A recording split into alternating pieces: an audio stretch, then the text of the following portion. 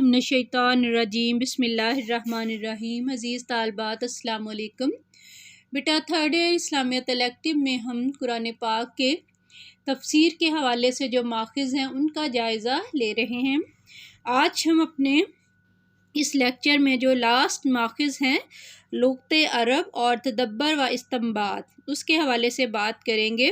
तो तफसीर के माखिज़ में हम देखते हैं कुरान पाक चूँकि अरबी ज़ुबान में नाज़िल हुआ है इसलिए तफसीर कुरान के लिए इस ज़ुबान पर मुकम्मल अबूर हासिल करना ज़रूरी है।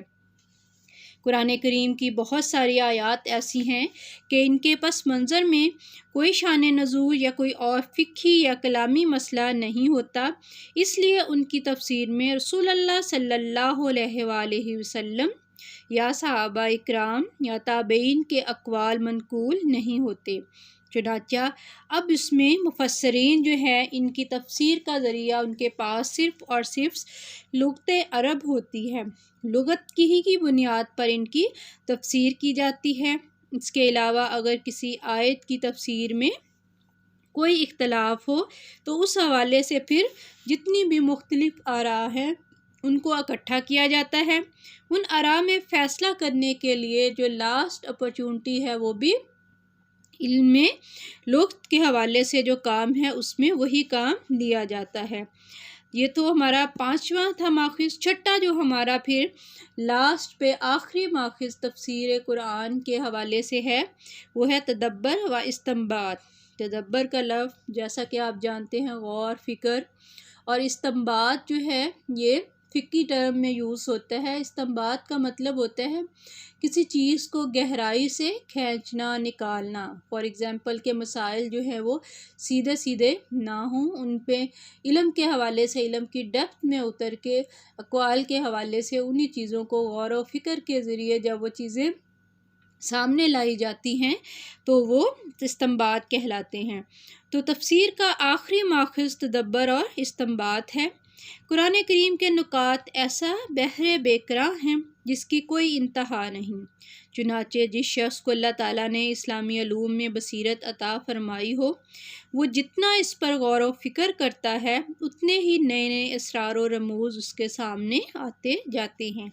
चुनाचा मुफस्सिरीन अपने अपने तदब्बर के नताइज भी अपनी तफसीरों में बयान फरमाते हैं, लेकिन ये असरार व रमूज़ इस वक्त काबिल कबूल होते हैं जबकि ये पाँचों पहले वाले जो माखिज़ हैं उनसे मुतसादिम ना हों। यानी वही फ़िक़्ह वाली बात के जिसमें सबसे पहले हम कुरान पाक से लेंगे उसके हवाले से, अगर कुरान पाक में उससे रिलेटेड आयात नहीं है फिर हम रसूलुल्लाह सल्लल्लाहु अलैहि वसल्लम की हदीस की तरफ आएंगे।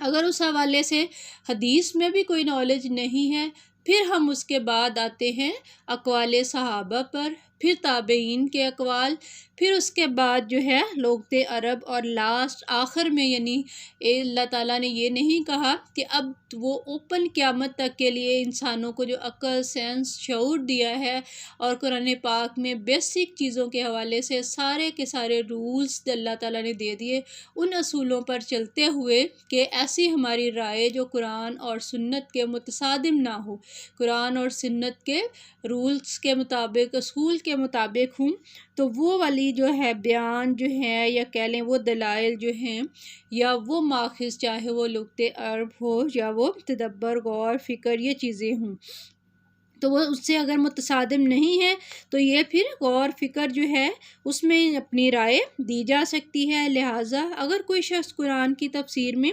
ऐसा नुक्ता बयान करता है जो कुरान, सुन्नत, फिर उसके बाद इजमा है सहाबा और ताबईन के अक़वाल के ख़िलाफ़ हो या फिर वो दूसरे किसी शरई असूल से टुकराता हो तो इसका इत्बार नहीं। इसलिए कुरान और सुन्नत और शरीयत के बुनियादी असूलों के ख़िलाफ़ किसी की ज़ाती राय की किसी किस्म की कोई हैसियत नहीं है। तो ऐसी दलील, ऐसी राय जो है उसको हमेशा से मुफस्सिरीन जो हैं, मुहद्दिसीन जो हैं उसको कंडम यानी उसकी मज़म्मत करते हैं।